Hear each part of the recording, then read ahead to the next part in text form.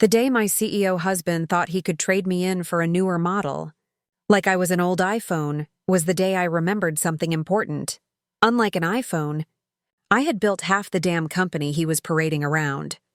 My name is Vanessa, I'm 43, and before you start picturing me in some sad corner crying into a glass of Chardonnay, let me stop you right there. I don't cry over betrayal, I capitalize on it. I met my husband, Mark, back when he was just a cocky 20-something with a vision and a used Toyota Corolla. I was the one who read his early contracts, who cleaned up his PowerPoint slides when Comic Sans was his idea of branding, and who introduced him to the first investor that believed in him. We built a multi-million-dollar empire together. So when I say his betrayal wasn't just personal, it was corporate espionage with a side of stupidity, I mean it. The first sign came like a bad perfume. Literally. Mark came home one night smelling like a Sephora sample counter exploded on his suit jacket. He mumbled something about a product launch event and crashed onto the sofa like he'd just saved the world. I let it slide, because after 2 decades with a man you learn which battles are worth fighting and which are better turned into ammunition for later. But then came the late nights, the mysterious strategy dinners, and the nervous way he snatched his phone if I so much as walked past the kitchen counter. A grown man guarding his iPhone like a teenager hiding TikTok videos of himself dancing. If that's not suspicious, I don't know what is. I decided not to go full soap opera just yet. Instead, I started paying attention to the company accounts. See, Mark always thought of himself as the visionary, but I was the numbers girl. I noticed certain consulting fees going out monthly. Consulting fees to a woman named Chloe. 27 years old, fresh MBA, Instagram bio that read, Future CEO. My stomach didn't sink. I laughed. Because it was so predictable it could have been a punchline. Mark had replaced me, the woman who had stood next to him at every single milestone, with a girl whose biggest accomplishment was probably surviving on oat milk lattes through grad school. I didn't confront him. Oh no, confrontation gives men the illusion they're still in control. I smiled at dinner, complimented his tie, and made sure the wine glass in my hand looked more like a trophy than a prop. Then, in the privacy of my home office, I built my case. Chloe's consulting fees weren't just fees. They were funneling through subsidiaries, padded invoices, and conveniently inflated PR campaigns. Mark was bankrolling his mistress under the guise of corporate expenses. Classic. It was almost disappointing how lazy his fraud was. I hired a forensic accountant. I told her, pretend it's an episode of CSI except the murder weapon is stupidity. Within a week, she had a dossier thick enough to choke a lawyer. I kept it safe, knowing timing is everything. Meanwhile, Chloe started showing up more boldly. She accompanied Mark to events, always introduced as his strategic advisor. Sweetheart, if strategy means perfecting the art of smirking while clutching a champagne flute, then yes, she was a strategist. I sat through a gala where she laughed too loudly at his recycled jokes and thought, this girl has no idea I'm about to make her LinkedIn title unemployed. But the real kicker came during a quarterly board meeting. Mark walked in with Chloe trailing behind, wearing a dress that screamed, promotion by seduction. He announced that Chloe would be spearheading a new luxury brand extension. The board applauded. I smiled. Because what Mark didn't know was that I had already convinced 2 major shareholders to back me in a change of control clause buried in our bylaws. That clause allowed for board reconfiguration if there was evidence of misconduct. And baby, I had evidence hotter than a Netflix scandal. I didn't strike immediately. I wanted him comfortable, bloated with arrogance, believing his midlife crisis was the new company vision. At home, I played the dutiful wife, but with the kind of sarcasm you have to be over 40 to perfect. Oh, late again? Chloe must be an excellent strategist to keep you working such long nights. He grunted, too distracted to catch the venom in my voice.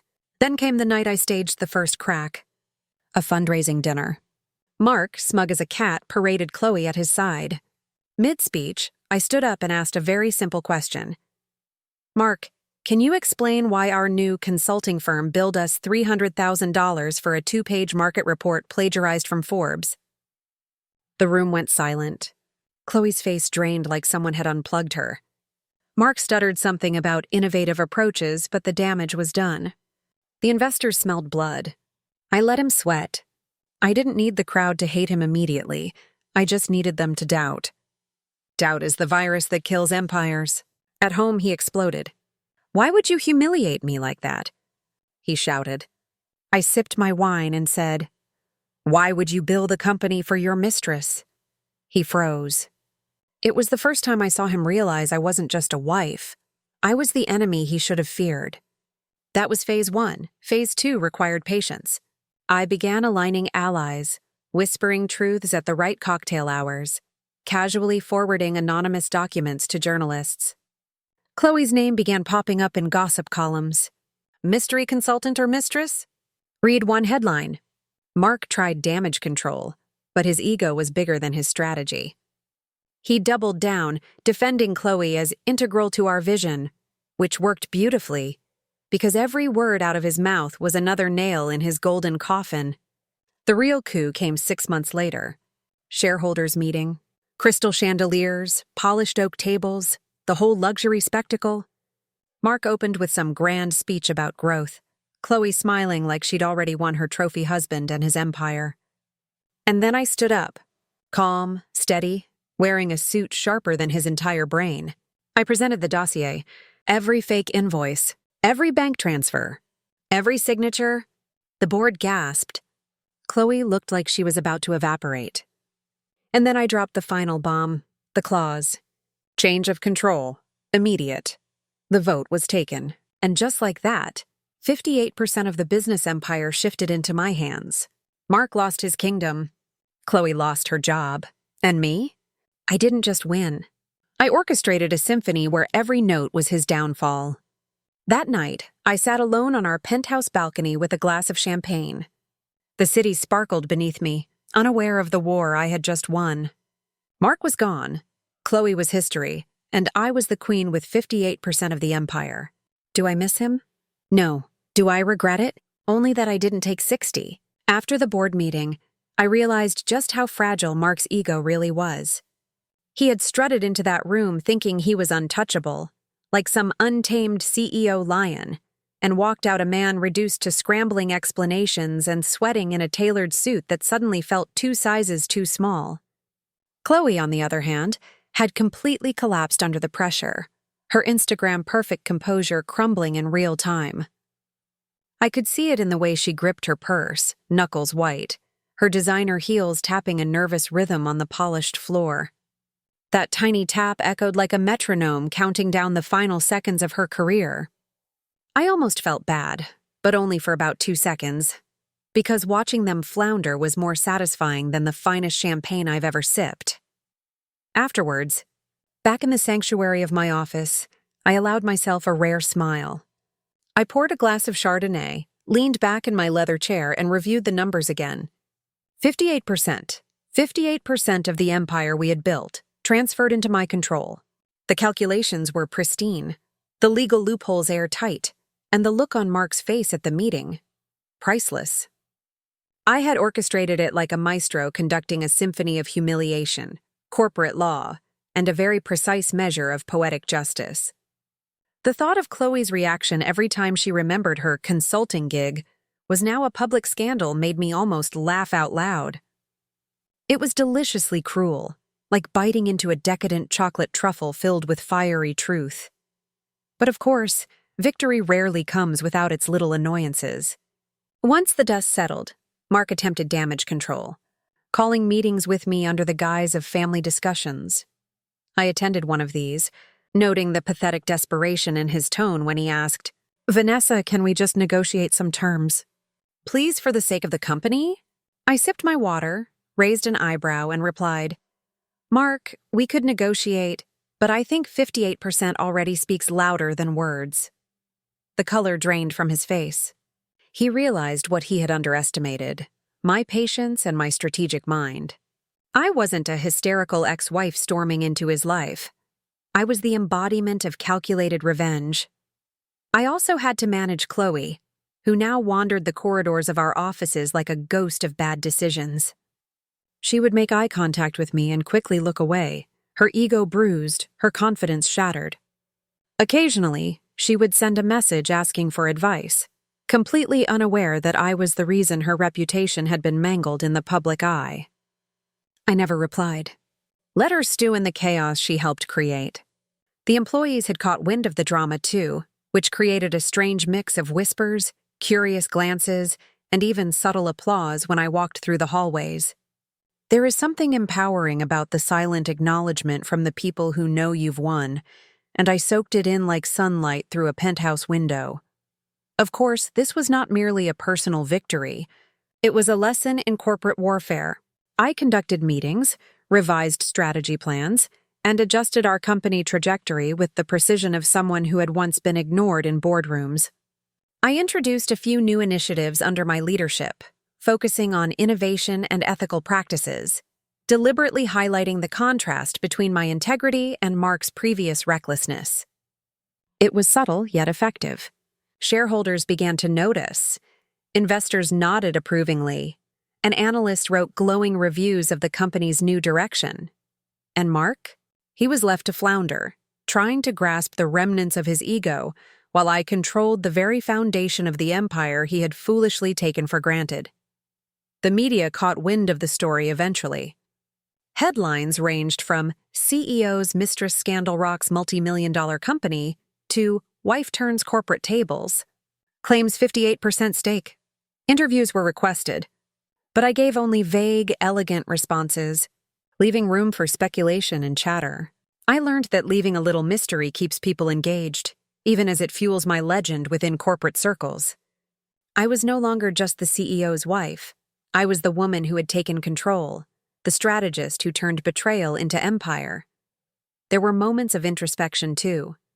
In the quiet of the night, I would sometimes replay the series of events, the perfume that tipped me off, the minor financial discrepancies, the boardroom showdown, and finally the moment when the shareholders handed me the lion's share of control.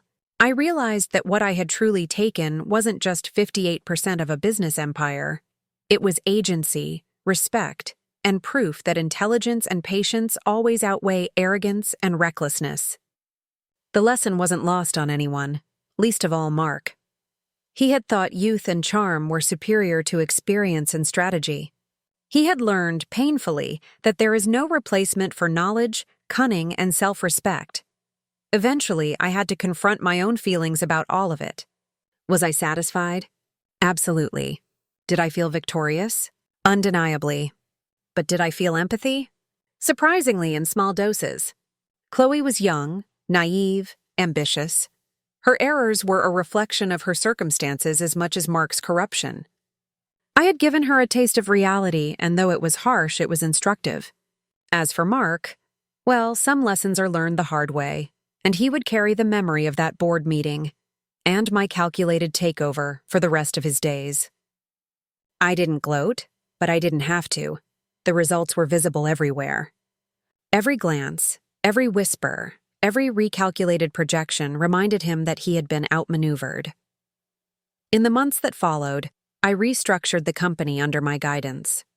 I implemented checks and balances, created mentorship programs, and even reached out to former employees who had been overlooked by Mark, welcoming them back under fairer conditions. The empire didn't just survive, it flourished, becoming stronger, more transparent, and more profitable than it had ever been. And me?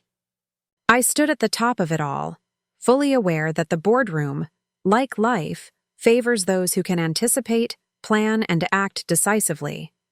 I had taken betrayal, laced with arrogance and naivety, and transformed it into power, respect, and absolute control. Sometimes, late at night, I sit in the office overlooking the city lights, a glass of wine in hand, reflecting on the irony of it all. I smile when I think of Mark's smug confidence the night he brought Chloe into our world.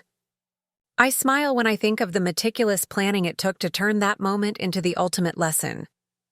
I smile when I remember Chloe's trembling hands at the boardroom podium. And mostly I smile because I know something he never did.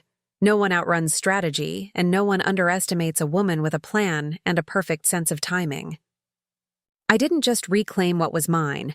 I expanded it, solidified it, and wore it like armor. 58% of a multi-million-dollar empire. Yes, but also 58% proof that patience, intelligence, and subtle ruthlessness will always beat hubris. So here I am, standing over a company I helped build, a legacy I helped create, with 58% control in my hands and a story that will be told in boardrooms for years to come. And Mark? He's just a cautionary tale, a footnote in the saga of a woman who refused to be replaced, who turned betrayal into triumph, and who made sure that when life deals you a cheating husband, you don't just survive, you thrive, taking 58% of his empire as your unapologetic trophy. I raise my glass one final time to that truth and whisper to the empty room, 58%? That's what my patience and cunning were really worth.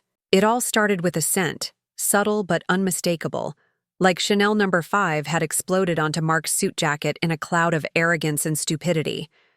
I caught a whiff the moment he stepped through the penthouse door, hair tousled, tie slightly crooked, the sort of disheveled confidence men think makes them irresistible.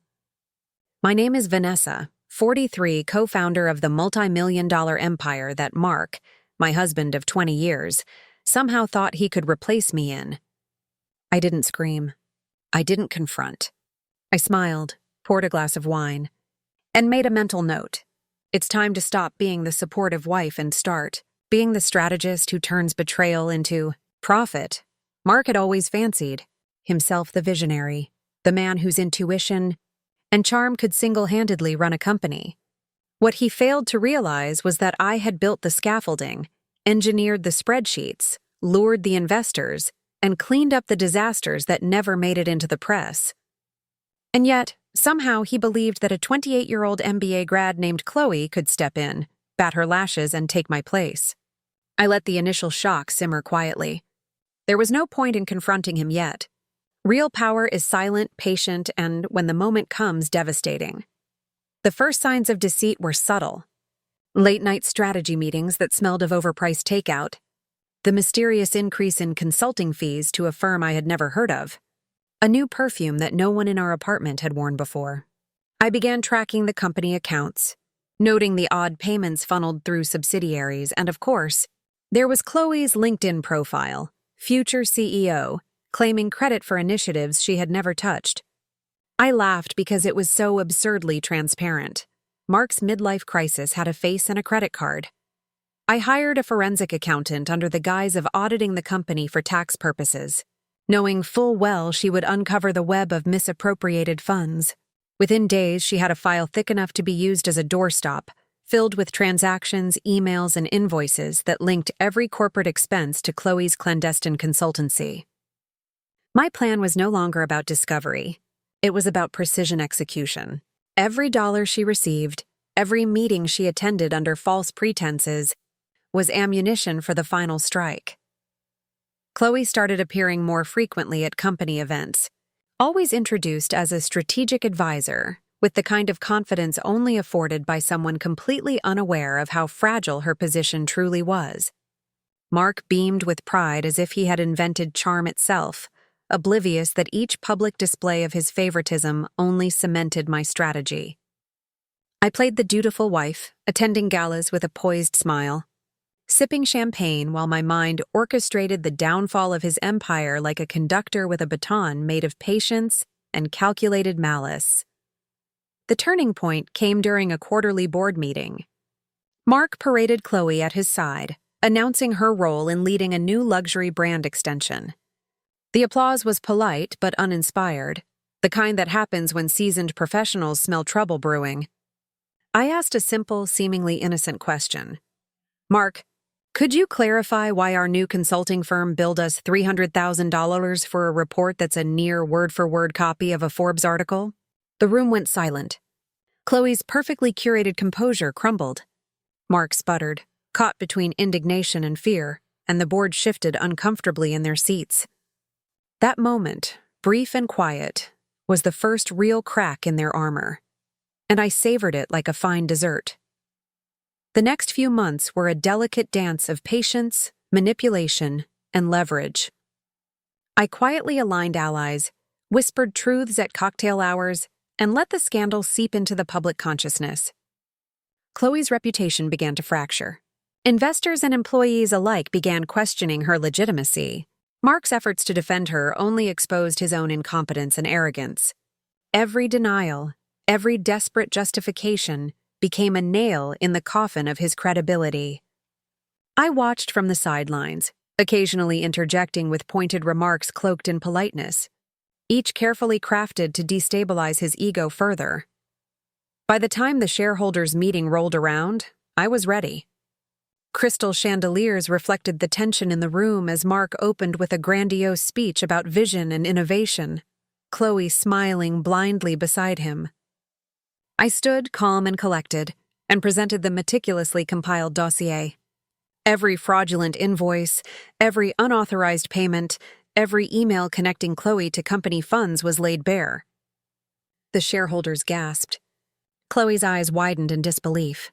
Mark turned pale, realizing that the house he had built on deceit was crumbling in real time. The vote commenced, and when the results were announced, 58% of the company had shifted into my control. Silence fell, followed by murmurs of astonishment. I accepted the victory with a poised smile, like a queen receiving homage from a room of knights too late to defend their honor. The aftermath was as satisfying as it was instructive. Mark attempted damage control, sending desperate emails and arranging clandestine meetings under the guise of reconciliation. I humored him with polite nods and a carefully measured sarcasm, letting him feel the weight of his failures without granting him the satisfaction of direct confrontation. Chloe wandered the halls like a defeated general, her confidence evaporated, realizing that she had been a pawn in a game far larger than she imagined.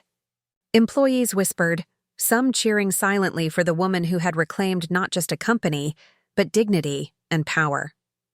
I restructured the company under my guidance, introducing ethical oversight, mentorship programs, and innovative initiatives that highlighted my vision over Mark's reckless ambition. Investors responded positively, analysts praised the shift in leadership, and the company flourished in ways Mark could never have imagined. I wasn't just restoring what had been damaged. I was expanding, improving, and controlling the empire with precision.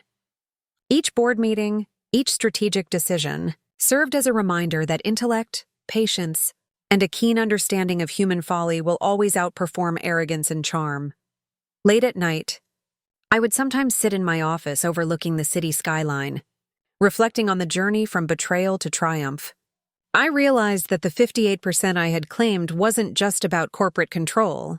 It was a testament to the power of strategic patience, intelligence, and self-respect. Mark and Chloe had underestimated me in every conceivable way, and the consequences were as dramatic as they were inevitable. I didn't gloat in public. My victory was self-evident. The empire thrived, my authority was unquestioned, and the lessons were imprinted on the minds of all who had doubted me. In the quiet moments, I acknowledged the irony. The same man who had once built his confidence on charm and manipulation had been undone by transparency, calculation, and the very patience he had dismissed. Chloe, ambitious yet naive, had learned her own brutal lesson about timing, leverage, and the cost of opportunism. And me? I stood at the pinnacle, knowing that betrayal had become my instrument, strategy my ally, and 58% of a multi-million-dollar empire my unapologetic trophy. Raising a glass to the city below, I whispered to myself, patience, planning, and a touch of ruthless elegance. That's how you turn betrayal into power. The moment I realized my husband, Mark, thought he could replace me with a younger, prettier version of myself, I knew one thing. He had gravely underestimated me. My name is Vanessa. I'm 43, and unlike the naive women in romance novels, I never cry over betrayal. I calculate, I strategize, and then I strike. Mark wasn't just my husband. He was my business partner, the supposed visionary of the multi-million-dollar empire we built together. And yet, here he was, parading around with Chloe, a 28-year-old MBA grad with perfect skin and zero experience beyond a few internships, acting like she had somehow earned the keys to my kingdom. The first hint came subtly. Mark's cologne changed. A faint hint of expensive perfume wafted through the apartment, unfamiliar, too sweet, too deliberate. That alone wouldn't have alarmed me if it weren't accompanied by late-night strategy meetings and his increasingly nervous handling of his phone. I didn't confront him immediately. That's amateur hour. Real power lies in patience. Instead, I started observing, collecting data, digging through company accounts, tracking financial anomalies, and noting every consulting fee paid to a mysterious new firm. And there she was, Chloe, billed as a strategic consultant, yet every transaction was suspiciously lavish, funneled through shell companies, and padded with fake invoices. Mark thought he was clever. I thought he was predictable. I hired a forensic accountant under the guise of auditing the company's financials. Within days, she delivered a dossier thick with evidence, linking every misappropriated dollar to Chloe. That dossier became my weapon, my blueprint for the ultimate corporate coup. Chloe, oblivious to the storm brewing, began showing up more boldly at company events, always smiling, always placed perfectly beside Mark. Introduced as indispensable to our business strategy, I played the role of the dutiful wife flawlessly, attending dinners, sipping wine, keeping a smile that hid all the calculation in my mind. Every laugh she forced at Mark's recycled jokes, every sip of champagne she held like a trophy, added fuel to the fire I was quietly stoking. I watched them parade around our empire as if it were theirs by right, completely unaware that every move they made, every display of arrogance, was being meticulously catalogued. The first public crack came during a quarterly board meeting. Mark, chest puffed with pride, announced Chloe's leadership of a new luxury brand extension. I leaned back in my chair and asked the simplest question possible. Mark, could you explain why our consulting firm billed us $300,000 for a report that mirrors a Forbes article almost word for word? The room froze. Chloe's face turned white. Her perfect composure shattered in seconds. Mark stammered, fumbling through excuses about innovation and creative interpretation, while I sat, serene, watching the first domino fall. It was delicious, a moment of poetic justice long in the making. For the next few months, I orchestrated my strategy carefully. I aligned with shareholders, subtly leaked documentation to journalists, and allowed Chloe's public image to unravel. Gossip columns began questioning her legitimacy. Employees whispered, investors hesitated, and Mark's attempts at damage control only exposed his desperation. He continued defending Chloe, unaware that each defense was a nail in his own coffin. I smiled through it all, knowing that the perfect revenge isn't chaotic. It's methodical, patient, and undeniable.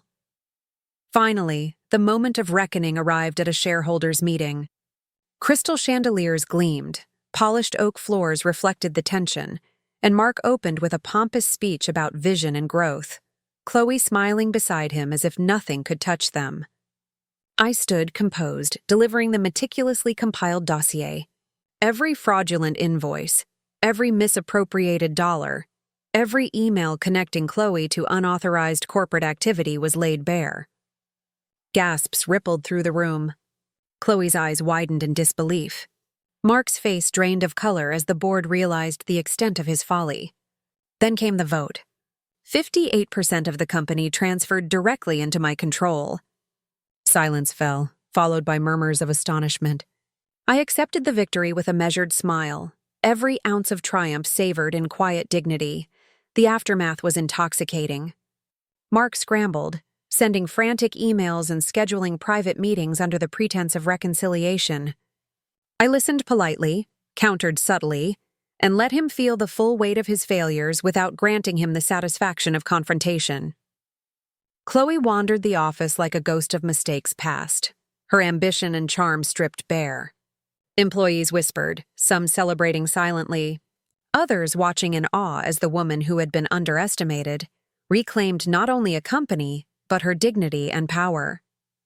I rebuilt the company under my guidance, emphasizing transparency, ethical practices, and innovation. Investors responded positively. Analysts praised the new leadership, and the company flourished beyond its previous performance. Every strategic decision, every boardroom presentation was a reminder that intelligence, patience, and calculation always outweigh arrogance and charm. Mark, once the celebrated CEO, became a cautionary tale whispered among employees, investors, and industry insiders alike. Chloe, ambitious but naive, had learned that opportunism without substance is destined to fail. Late nights found me alone in my office, overlooking the city lights, reflecting on the journey from betrayal to triumph. I realized that the 58% stake I now held wasn't merely corporate control. It was proof of the power of patience, strategy, and self-respect. Mark and Chloe had underestimated me at every turn, and the consequences had been absolute. I didn't need to gloat. The results were self-evident. The company thrived, my authority was unchallenged, and the lessons were indelibly impressed upon those who doubted me. I also recognized a quiet irony in it all. The man who had once built his confidence on charm and manipulation was undone by transparency, strategy, and calculated patience. Chloe had been a pawn, ambitious but blind to the realities of power. And me? I had transformed betrayal into opportunity, calculated revenge into empire, and 58% of a multi-million-dollar company into a symbol of unassailable victory. I raised my glass of champagne one evening, looking over the city, and whispered to myself, patience, planning, and precision. This is how betrayal becomes triumph. I didn't just survive Mark's infidelity.